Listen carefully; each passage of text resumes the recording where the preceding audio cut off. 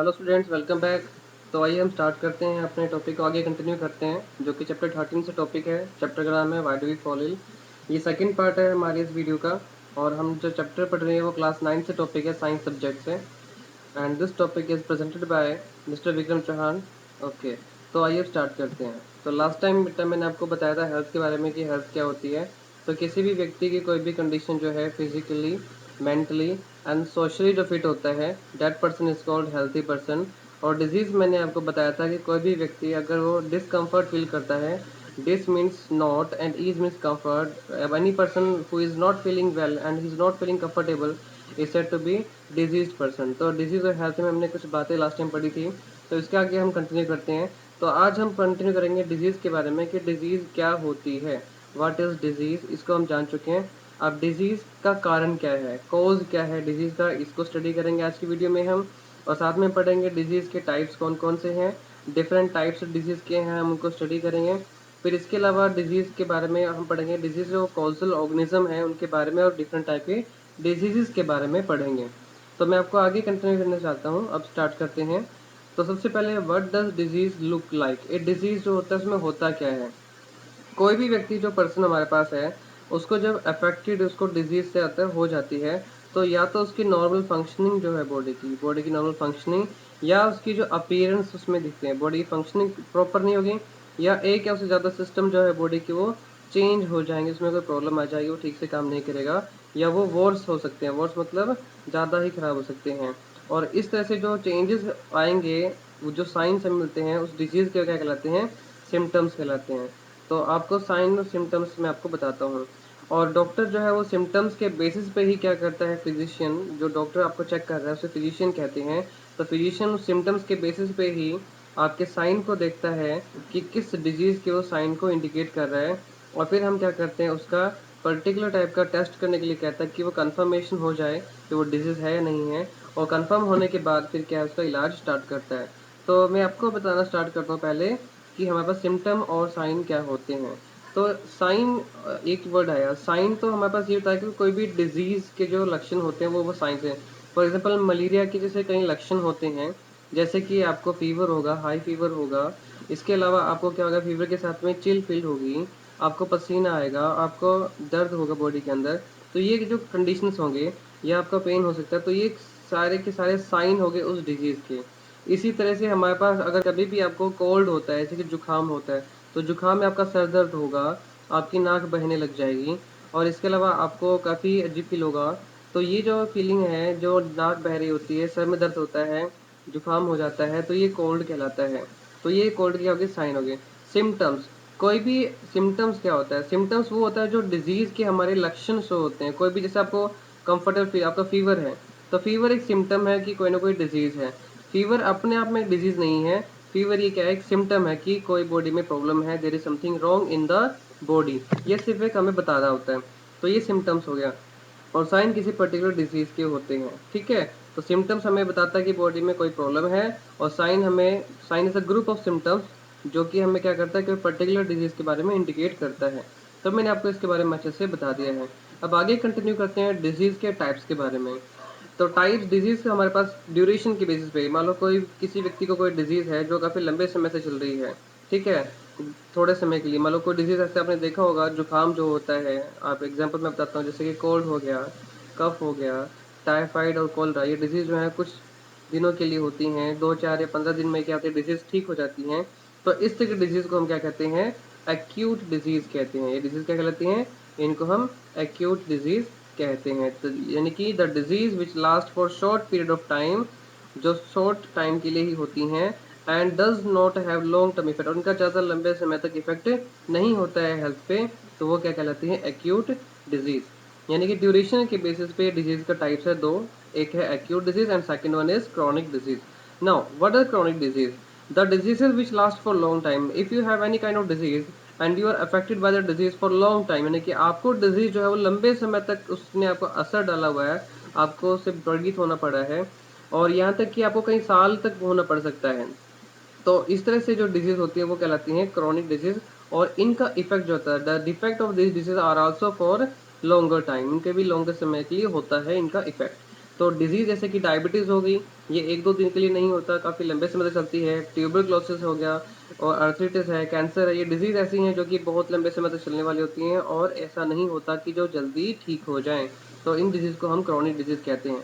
So type of disease में बात करते हैं तो ड्यूरेशन के बेसिस पे कि कोई भी डिजीज़ कितने लंबे समय तक होती है, इसके बेसिस पे हम डिजीज़ को 2 टाइप्स में डिवाइड करते हैं, chronic disease and acute disease and chronic disease. Acute disease वो जो शॉर्ट टाइम के लिए होती हैं एंड क्रॉनिक डिजीज़ जो लॉन्ग टाइम के लिए होती हैं। तो आई होप आपको समझ आया होगा।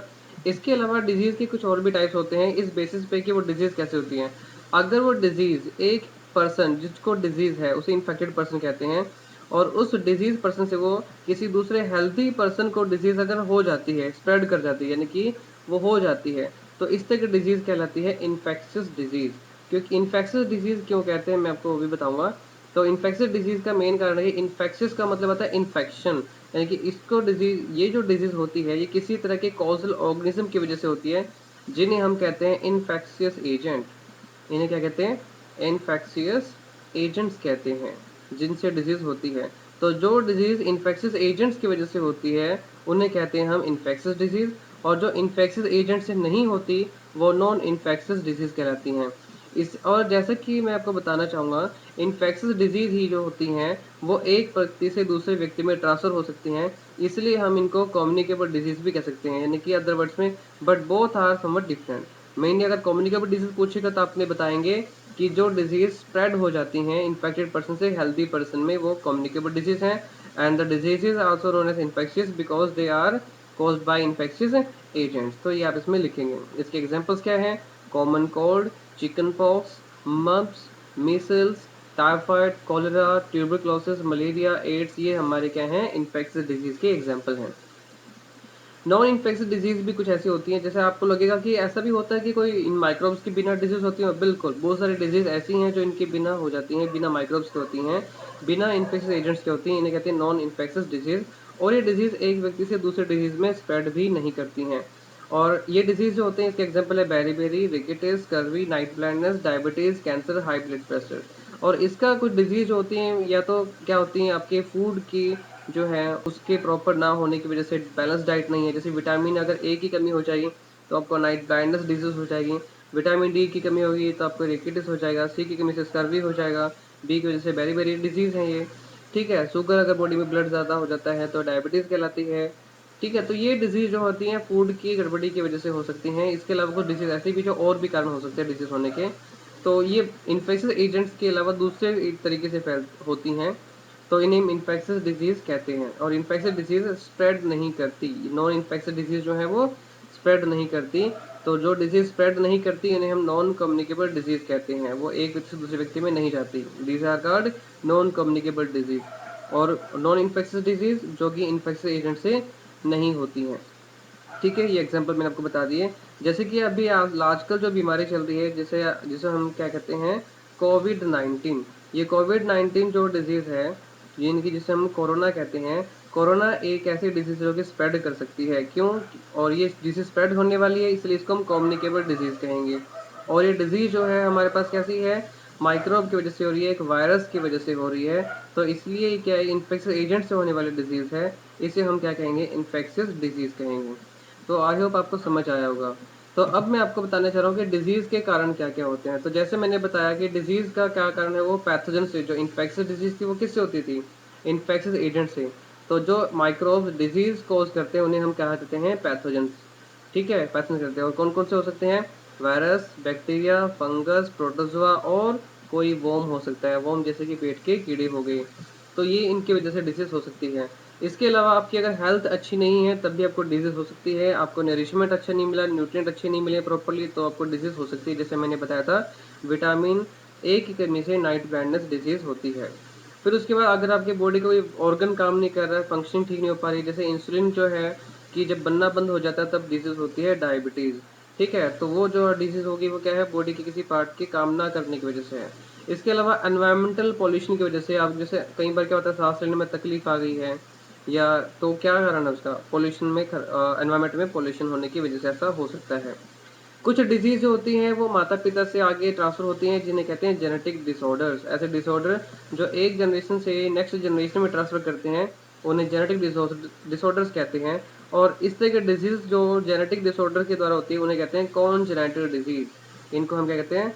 कॉन्जेनाइटल डिजीज, इनका ये नाम होता है एक और। तो डिजीज का एक और टाइप बता रहा हूँ आपको कि ऐसी डिजीज जो कि क्या करती हैं, जनरेशन टू जनरेशन स्प्रेड करती हैं, उन्हें कॉन्जेनाइटल डिजीज कहती हैं। और जो डिजीज जैसे ये पैथोजन से होने वाले डिजीज, हेल्थ की वजह से मेलफंक्शन या एनवायरमेंटल वजह से होने वाली डिजीज जो हैं ये जन्म के बाद होती है, पहले नहीं होती, तो इन्हें कहते हैं acquired disease. ACQUIRED,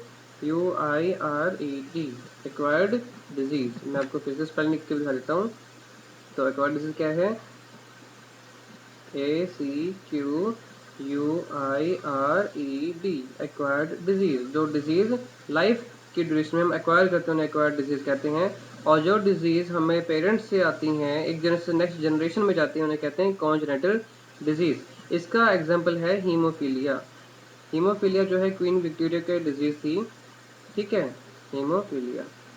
okay, HAEMOPH।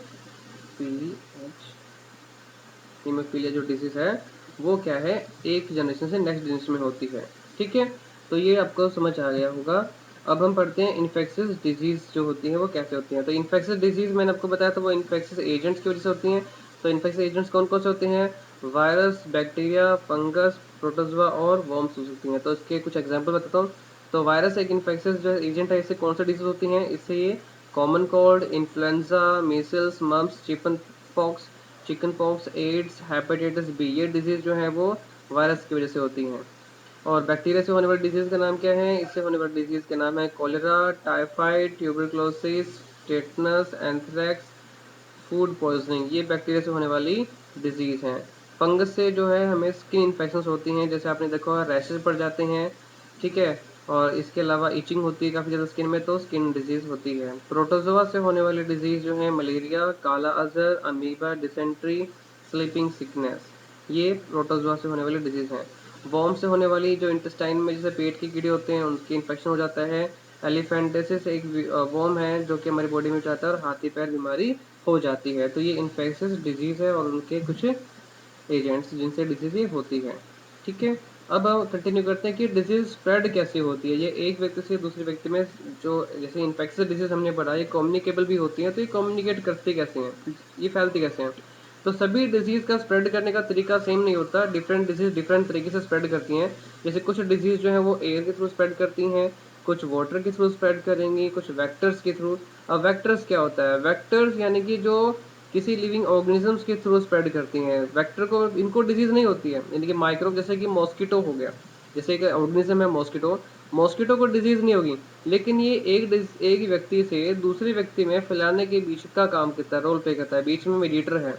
तो इस तरह के ऑर्गेनिज्म को वेक्टर कहते हैं।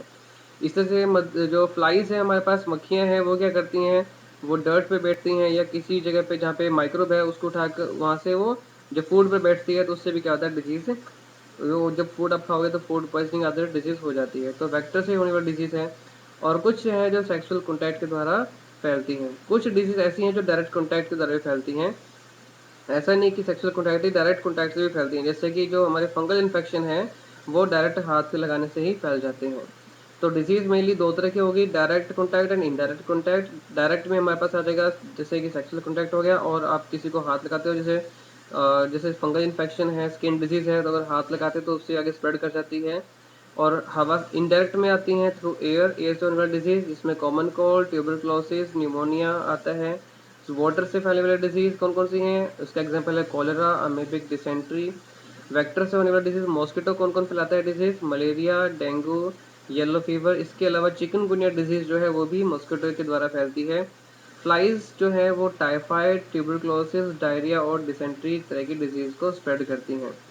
अब सेक्सुअल कॉन्टैक्ट डिजीज हैं वो सिफिलिस है और एड्स। एड्स जो हमारे पास है डिजीज, इसका पूरा नाम होता है एक्वायर्ड इम्यूनोडेफिशिएंसी सिंड्रोम। एड्स अपने आप में कोई डिजीज नहीं है, बल्कि ये क्या है, हम इसमें जो माइक्रोब होता है वो हमारी इम्यूनिटी को वीक कर देता है। किसको वीक कर देता है? इम्यूनिटी को ये वीक कर देता है। इम्यूनिटी यानी कि हमारी बॉडी की डिजीज से लड़ने की जो शक्ति होती है उसको ये कमज़ोर कर देता है, उसको ख़राब कर देता है, जिसकी वजह से हम बीमार पड़ जाते हैं बाकी डिजीज़ की वजह से, और उस व्यक्ति की डेथ तक हो सकती है अगर ध्यान ना दिया जाए। तो क्या करना है, हमें सेक्सुअल कॉन्टैक्ट से जो डिजीज़ होती है उन्हें क्या है, एड्स और सिफिलिस, ये डिजीज़ होने वाली है। इसके अलावा एड्स बाकी और भी तरीके से फैलता है, जैसे कि अगर किसी को इन्फेक्टेड ब्लड ट्रांसफ़र कर दिया जाए। इसके अलावा मदर से उसके चाइल्ड को हो सकती है, या ब्रेस्ट फीडिंग के दौरान हो सकती है। इसके अलावा किसी व्यक्ति को एक कट लगा हुआ है और उसका कट जो ब्लड है वो किसी नॉर्मल हेल्दी पर्सन के ब्लड से कॉन्टैक्ट में आ जाए, तो उसके द्वारा ये वायरस ट्रांसफ़र हो सकता है। तो इन डिफरेंट तरीके से क्या होता है, डिजीज़ स्प्रेड होती है। तो अब आपके सामने ये डिजीज़ है कुछ, जैसे स्प्रेड करनी डायरेक्ट कॉन्टैक्ट में क्या आता है, जैसे कि हाथ शेक करने से। इसके अलावा सेक्सुअल कॉन्टैक्ट है, बाकी तरीके से डिजीज़ स्प्रेड करती हैं। इनडायरेक्ट में आ जाएगा बाय एयर, डायरेक्ट कपड़ों के थ्रू आ जाएगा, फूड के थ्रू डिजीज़ फैलती हैं, मॉस्किटो यानी कि वेक्टर्स के थ्रू। इसके अलावा एनिमल जो है बाइट, जैसे कि हमारे पास एक डॉग है, उसको रेबीज अगर है तो वो डॉग भी डिजीज़ को स्प्रेड करता है। तो इस तरह से डिजीज़ स्प्रेड करती हैं। तो आपको वीडियो समझ आई है तो मुझे बताइए कैसे लगी, कमेंट में ज़रूर बताइएगा। एंड वीडियो अच्छी लगी हो तो लाइक और शेयर ज़रूर कीजिएगा। Thank you very much. Bye bye.